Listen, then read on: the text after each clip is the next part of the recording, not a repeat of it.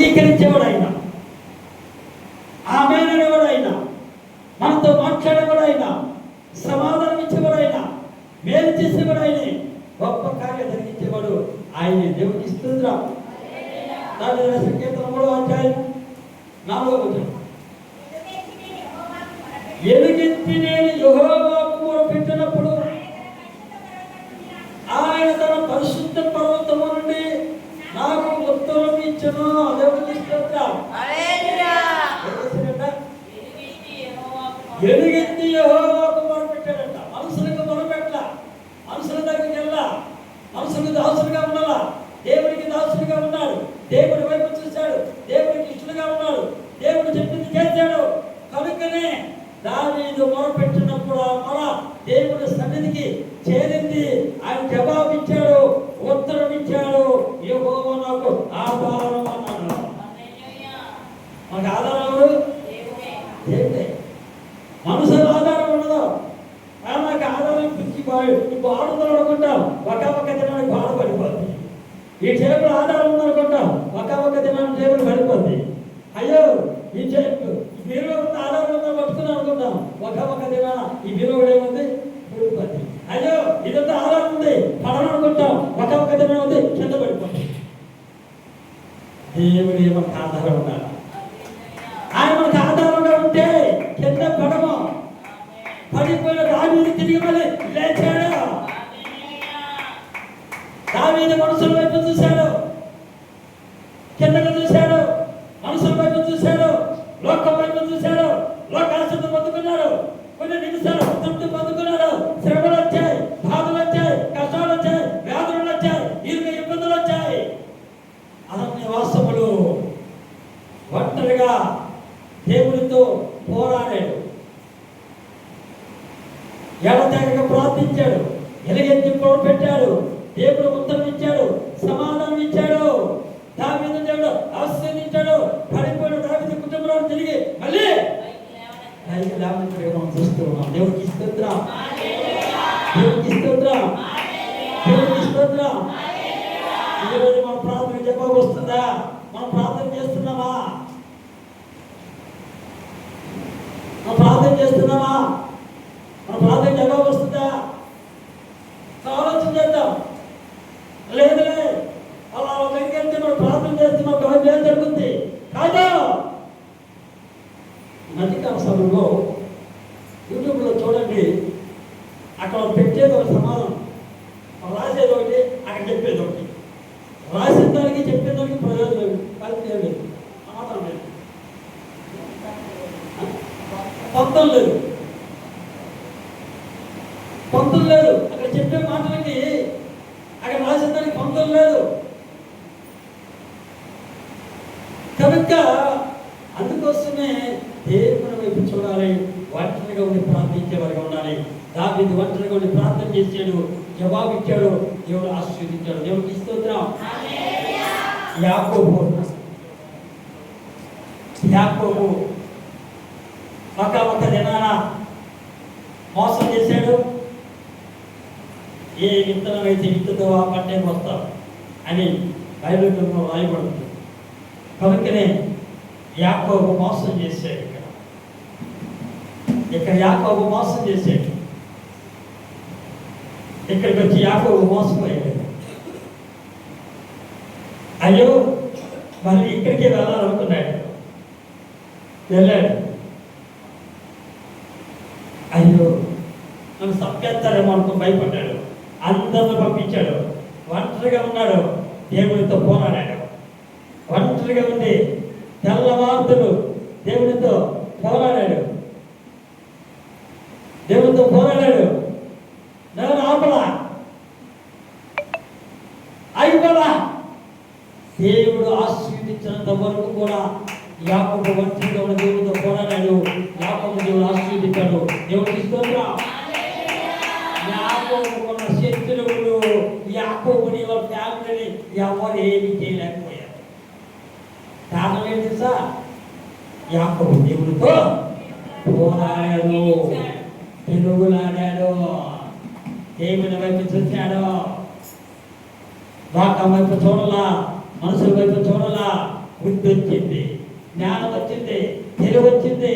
కనుకనే దేవుని వైపు చూశాడు. బుద్ధి జ్ఞానం లేక లోకం వైపు చూసి మోసం చేశాడు, మోసపోయాడు.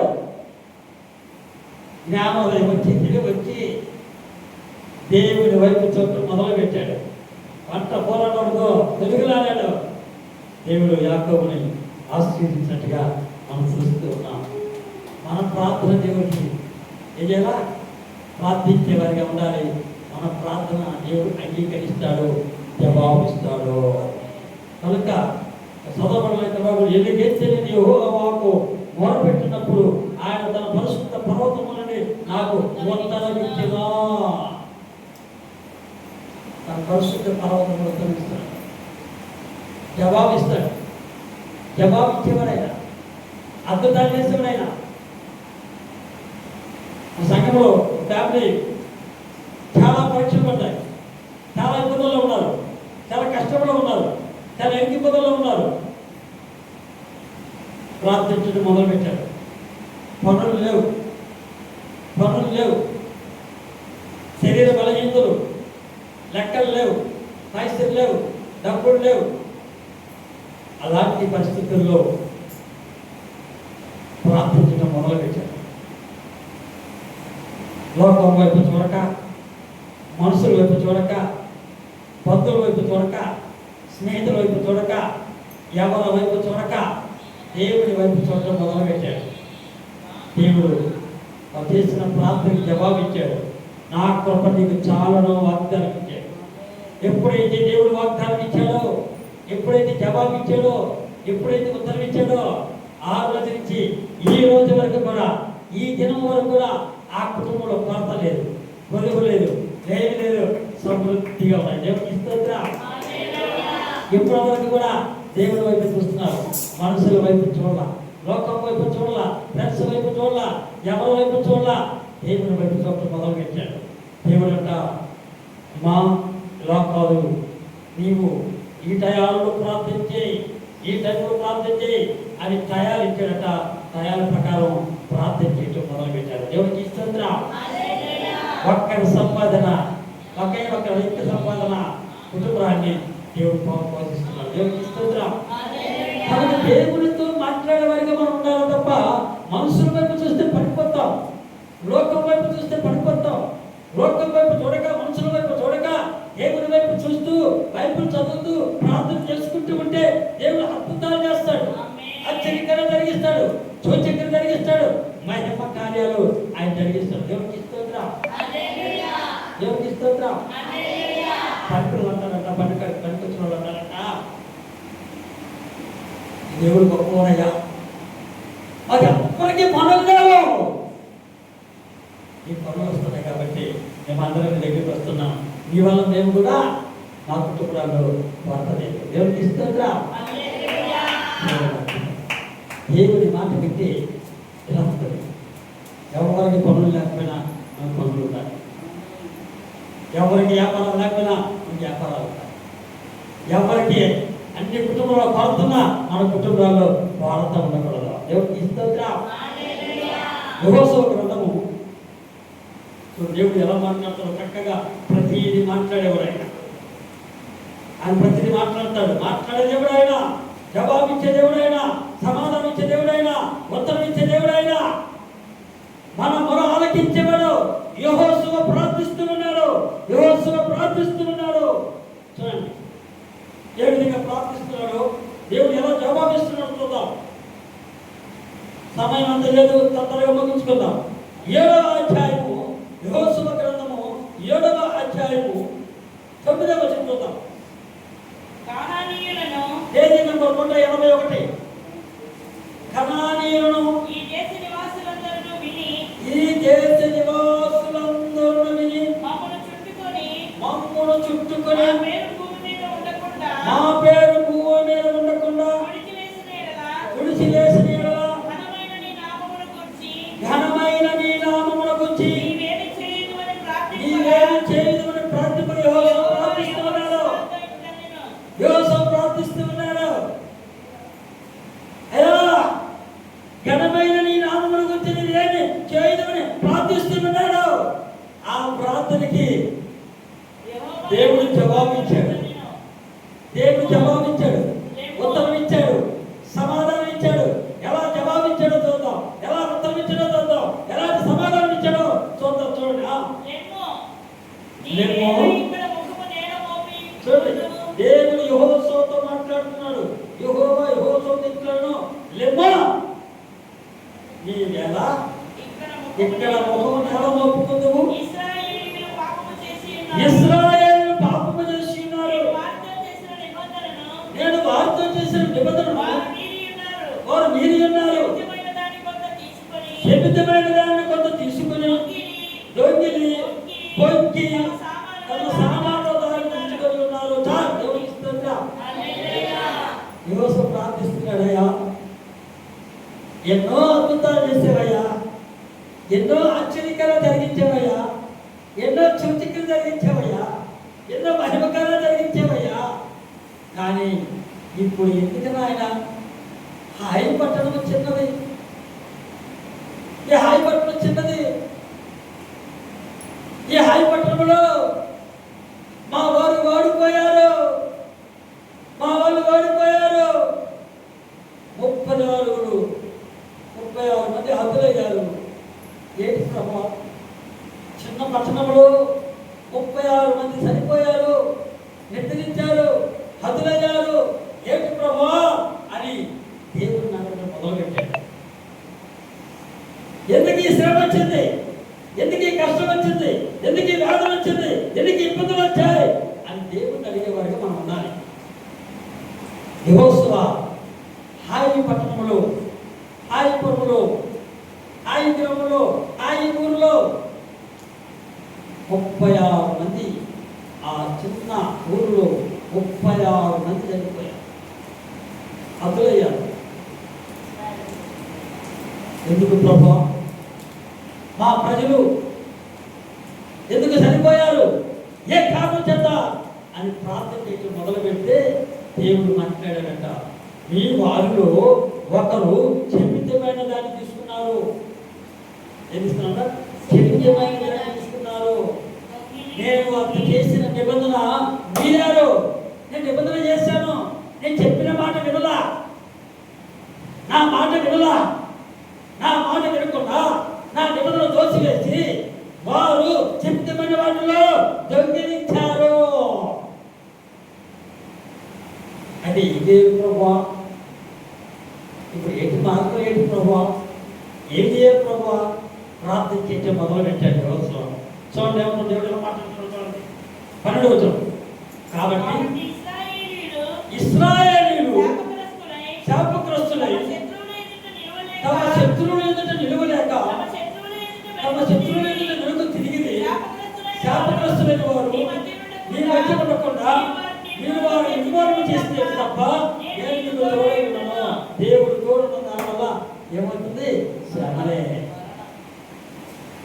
దేవుడు మనకి ఎప్పుడూ తోడై ఉండాలి, ఎప్పుడు రైట్ హ్యాండ్ లో ఉండాలి. రైట్ హ్యాండ్ లో దేవుడు ఉండాలి మనకి. మన కుడి పక్కన దేవుడు ఉండాలి. మనం ఎక్కడికి వెళ్తే అక్కడ ఉండాలి, ఎక్కడికి వెళ్తే అక్కడ ఉండాలి. ఎక్కడికి వెళ్తే అక్కడ ఉండాలంటే ఆయన నిబంధన ప్రకారం మనం నడుచుకునేవారిగా ఉండాలి. ఆయన మాట మనం వినేవారిగా ఉండాలి. ఆయన వైపు చూసేవారిగా ఉండాలి. దేవుడికి స్తోత్రం. 13 ఏమంటున్నాడు? నీవు లేచి జనులను పరిశుద్ధపరిచి వారితో ఇలా చెప్పుము, రేపటికి మిమ్మల్ని మీరు పరిశుద్ధపరచుకున్నది ఇశ్రాయేలు దేవుడిని యెహోవా సెలవిచ్చేదేమనగా, ఇశ్రాయేలులారా ఈ మధ్య శాపగ్రస్తమైన దగ్గర కలదు. శాపగ్రస్తలతో ఉంటే ఎవరి దగ్గర దేవుడు ఎలా మాట్లాడుతున్నారు చూడండి. అనుకుంటారు ఎవరికి తెలియదులే, ఎవరికి తెలియదు అనుకుంటారు.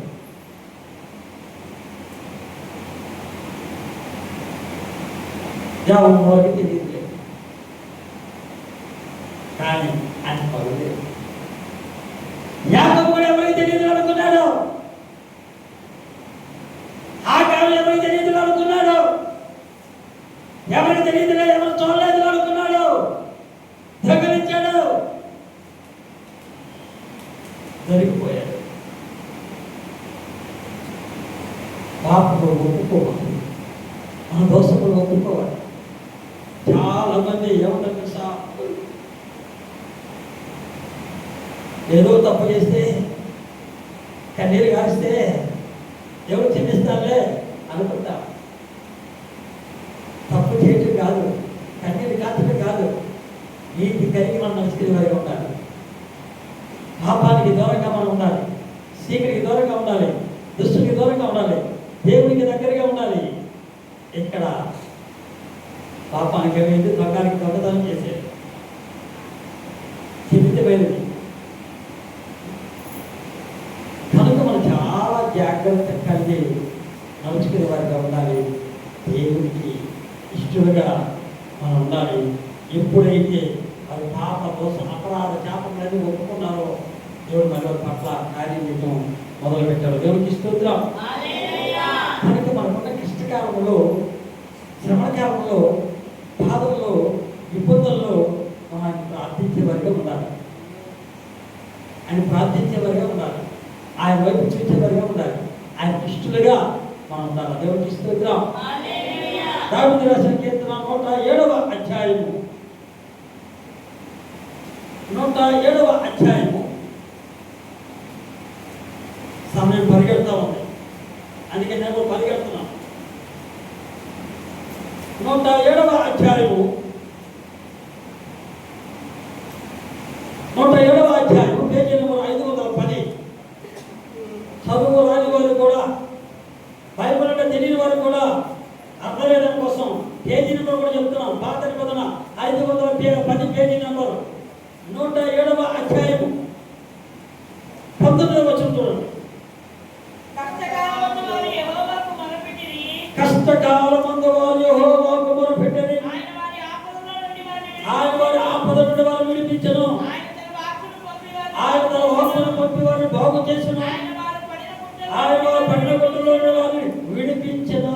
దేవునికి స్తోత్రం. కష్టకాలం అంతా దేవుడిని మొరపెట్టేవాడిగా ఉన్నారు. ఎప్పుడైతే మొరపెడతామో కష్టములు, శోధనలో, ఇరుకులో, బాధలో, ఇబ్బందుల్లో ఆ యొక్క మొర ఆయన మొర ఆలోచించాలి. మధ్యకాల సమయంలో తాడిపత్రిలో తల్లిగారు ఫోన్ చేశారు. కాలు వాపు వచ్చేయండి, పొట్టంతా వాపు వచ్చేసింది, చేతులు వాపు వచ్చేసింది, తలనొక్క తట్టుకోలేకపోతుంది. అంకెవరు లేరు. బిడ్డకి వివాహం చేశారు, భర్త చనిపోయారు, ఒకటే ఉన్నారు. ఫోన్ చేశారు, మాస్టర్ గారు పరిస్థితి దగ్గర తట్టుకోలేకపోతున్నాను, భరించలేకపోతున్నాను, ప్రార్థన చేయండి. ఎప్పుడైతే ప్రార్థన చేయడం మొదలు పెట్టానో దేవుడు తన వాక్కును పంపి స్వస్థపరిచాడు. ఆమేన్ అన్న తర్వాత ఎలా ఉందంటే, మాస్టర్ గారు తర్వాత మొట్ట బాగుంది, విచిత్రంగా ఉంది, ఏం అర్థం కావట్లా, విచిత్రంగా ఉంది. కాళ్ళు బాగుంది దగ్గిపోయి, చేతి బాగుంది దగ్గిపోయి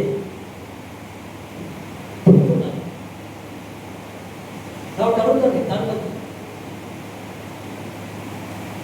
కనుక తన వాక్కును పంపి ఏం చేశాడు, బాగు చేశాడు.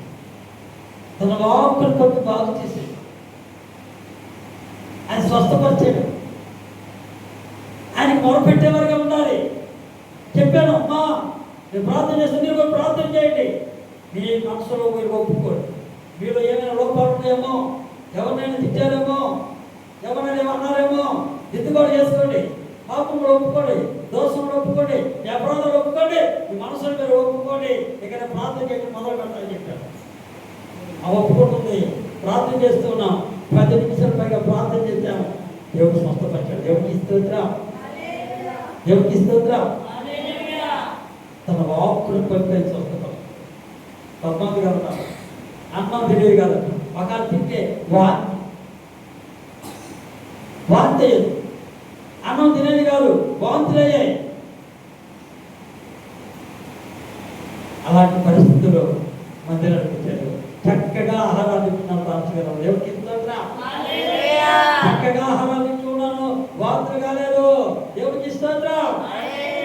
కనుక ఆయన ఏం చేస్తారు, కష్టకాలంలో యెహోవా మొరపెట్టి ఆయన వారి ఆపదలను వారు విడిపించను. ఆయన తన వాక్కును తప్పి వారిని బాగు చేస్తును. తన వాక్కును తప్పి బాగు చేస్తున్నాడు. కనుక ఆయన వైపు చూద్దాం, ఆయనకి ఇష్టలుగా ఉందాం, ఆయన ఇష్టాలను నడుచుకుందాం, ప్రార్థన యోధులుగా ఉందాం, ప్రార్థించేవారిగా ఉందాం, మోకాళ్ళ ప్రార్థించేవారిగా ఉందాం. రాత్రికాల సమయం చెప్పారు కదా, ఇద్దరు స్త్రీలు, ఒక కంటి చూపు లేదు, ఒకరికేమో నడుములు ఓడిపోయాయి, వృద్ధాప్యంలో ఉన్నారు. ఇద్దరు కూడా ప్రార్థన చేయటం మొదలు పెట్టారు.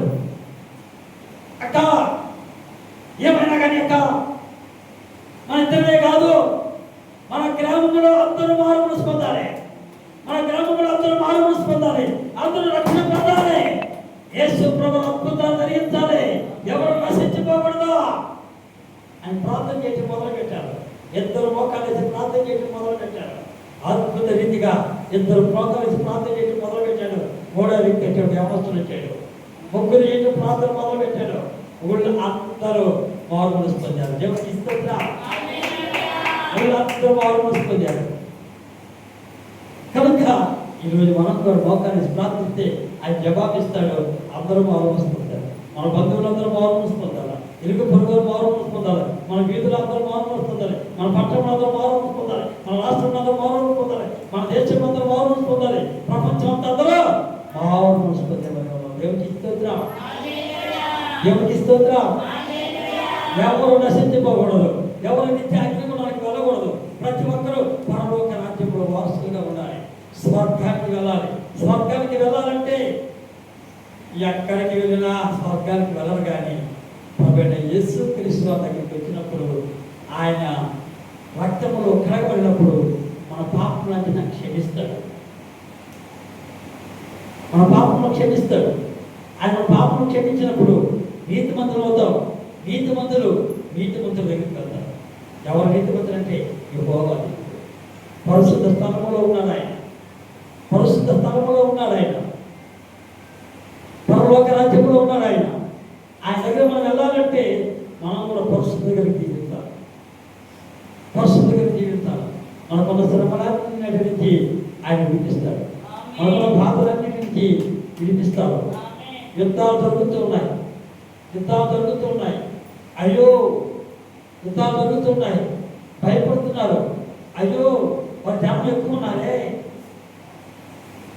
వాళ్ళ జనం ఎక్కువ ఉన్నారే, వాళ్ళు ఆవుగా ఉన్నారే, వాళ్ళు ఎత్తుగా ఉన్నారే, వాళ్ళు అంతా చంపేస్తారే, ఎలాగా అని కురికిపోతున్నారు.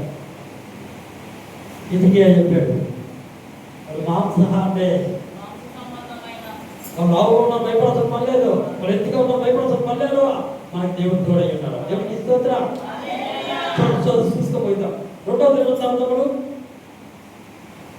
దినవృత్తాంతములు 32వ అధ్యాయము చూసుకోబడతాం. 32వ అధ్యాయము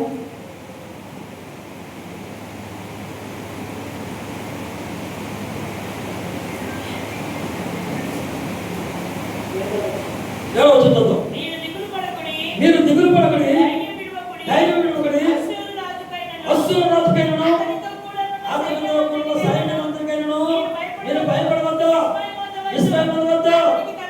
అతనికి కలిగి ఉన్న సహాయం కంటే ఎక్కువ సహాయం కలదు. మాంస సంబంధమైన బాధ అతనికి అంటైతే మనకు సహాయం మన యుద్ధంలో జరిగించినప్పుడు మన దేవుడికి హోమాల దూరంగా ఉన్నాడని చెప్పగా చెరువుని దూరాలైన ఇదికే చెప్పిన మాటలు ఇదికే చెప్పిన మాటలు నాకు ధైర్యంగా ఉన్నారు. యుద్ధం ఎక్కడే మనం భయపడాల్సిన పని లేదు, తెలియాల్సిన పని లేదు, చింతించాల్సిన పని లేదు, బాధపడాల్సిన పని లేదు. దేవుడే చేస్తాడు. యెహోవా ఈడే ఆయన అని ప్రార్థన చేయటం మొదలు పెట్టాడు. చూడండి ఏం జరిగిందో 20వ వచనం. రాజైన హిజ్కియాను ఆమోజు కుమారుడైన యెషయా ప్రవక్తను ఇతని గురించి ప్రార్థన చేసి ఆకాశంతో చేర్చిన యెహోవా ఒక దూతను పంపెను. అతడు అశ్షూరులోని పరాక్రమశాలులని సేనానాయకులను అధికారులను నాశనం చేయగా అశ్షూరు రాజు సిగ్గునందున వాడు తన దేశంలోకి తిరిగిపోయాను. అతడు తన దేవుడి విడుదల వచ్చినప్పుడు అతని కడుపున పుట్టిన వారే అతని అక్కడ గట్టి చేస్తుంది. దేవునికి స్తోత్రం. యుద్ధం యెహోవాదే. అవసరమైతే దిగి వస్తాడు. మనుషుల వైపు చూస్తే ప్రయోజనం లేదు, లోకం వైపు చూస్తే ప్రయోజనం లేదు. దేవుడి వైపు చూస్తే ప్రార్థించే యోధులుగా ఉంటే, ప్రార్థించే వారిగా ఉంటే అవసరమైతే పైకి దిగి వస్తాడు. పైకి దిగి వస్తాడు. ఆయన అద్భుతాలు చేస్తాడు. ఒక పెద్దవాడు అన్నాడు, కోపం మీద కోతి దిగొచ్చిన ఈ ఇల్లుకి ఇవ్వనన్నాడు. మన అర్థం కోపం మీద కోతి దిగొచ్చినా ఇవ్వనన్నాడు. చివరికి దేవుడు దిగొచ్చాడు, ఆ ఇల్లు అనిపించాడు. దేవుడికి ఇస్తాడు. వాళ్ళ బిడ్డలు, అల్లుళ్ళు, కొడుకులు, పాడాలు అందరూ వచ్చి ఈ ఇల్లు మీరే తీసుకెళ్ళారు. ఈ ఇల్లు నేను ఎవరైతే వద్దన్నారో, ఎవరైతే ఇవ్వన్నారో తిరిగి యేసు ప్రభు నమ్ముకున్న తర్వాత యేసు ప్రభు అద్భుతం చేసాడు. దేవుడు ఎదిగి వచ్చి వాళ్ళందరూ మనసు మార్చి ఆ ఇల్లు మాకు ఇచ్చారు. దేవుడికి స్తోత్రం. చాలా అద్భుతం అండి. ప్రార్థించేవారిగా ఉండాలి కానీ తిరిగేవారిగా ఉండద్దు. బైబిల్ చదివేవారిగా ఉండండి. దేవునికి ఇష్టలుగా ఉండండి. దేవుని ఇష్టావసరం ఉంచుకోండి. అద్భుతాలు చేస్తాడు. దేవుడికి స్తోత్రం. ఆయన అద్భుతాలు చేస్తాడు. మధ్యకాల సమయంలో నేను నమ్మకపోండి, యూట్యూబ్లో కూడా చూడండి, కావాలంటే వినండి, వాళ్ళు కూడా వచ్చి కనుక్కోండి. మా సంఘంలో చాలా మంది అప్పులతో ఉన్నారు. ఇప్పుడు చాలా మంది వడ్డీలకు ఇస్తున్నారు. దేవుడికి ఇస్తుందిరా. చాలా మంది వడ్డీలకు ఇస్తున్నారు. దేవుడికి ఇస్తుందిరా. అప్పిచ్చేవారికి చేస్తానని వాగ్దానం ఇచ్చాడు. అప్పిచ్చేవారికి చేస్తే వాగ్దానం ఇచ్చాడు. ఆ వాగ్దానం ప్రకారం దేవుడు అద్భుతాలు చేశాడు. దేవుడికి స్తోత్రం. వారు చేసిన ప్రార్థన దేవుని సన్నిధికి చేరింది. దేవుడు వారిని ఆశీర్వదించాడు. కనుకనే ఈరోజు అప్పించేవారుగా ఉన్నారు సంఘంలో చాలా మంది. ఒక ఫ్యామిలీకి అయితే దేవుడు అద్భుత రీతిగా ఆకాశ ధననిధిని ఏర్పాటు చేశాడు. ఆకాశ ధననిధిని ఏర్పాటు చేశాడు. అద్భుత రీతిగా ఆ కుటుంబంలో అద్భుతం చేశాడండి. ఆశ్చర్యంగా జరిపించాడండి. ఎంత ఆశ్చర్యం, అంత అద్భుతం అంటే అంత అద్భుతం. కనుక మనం ప్రతి ఒక్కరు కూడా దేవుని వైపు చూద్దాం. మన కుటుంబాలను దేవుడు ఆశీర్వదిస్తాడు, చేస్తాడు. మనందరితో దేవుడు మాట్లాడతాడు. ఇంకా అక్కడ చదువుకోండి. 9వ కీర్తనలో కూడా ఉంది, అతడు నాకు మొరపెట్టగా నేను అతనికి ఉత్తరం ఇచ్చేదేనా. మనం మొరపెట్టే ఉత్తరం ఇచ్చేవాడు ఆయనే. 120 కింద చదవండి, నా శ్రమను యెహోవాకు మొరపెట్టగా ఆయన ఒక ఉత్తరం ఇచ్చాను. మనకున్న శ్రమంలో దేవుడు మొరపెట్టినప్పుడు ఆయన ఉత్తరం ఇస్తాడు, జవాబు ఇస్తాడు, మేలు చేస్తాడు, మనం ఆశీర్వదిస్తాడు, మనం గొప్పవారిగా చేస్తాడు. దేవుడికి స్తోత్రం. గొప్పవారిగా చేస్తాడు. దేవుడికి స్తోత్రం. దేవుడు మాటలు ఆశీర్వదించి దీవించి వర్ధ చేయను కాక.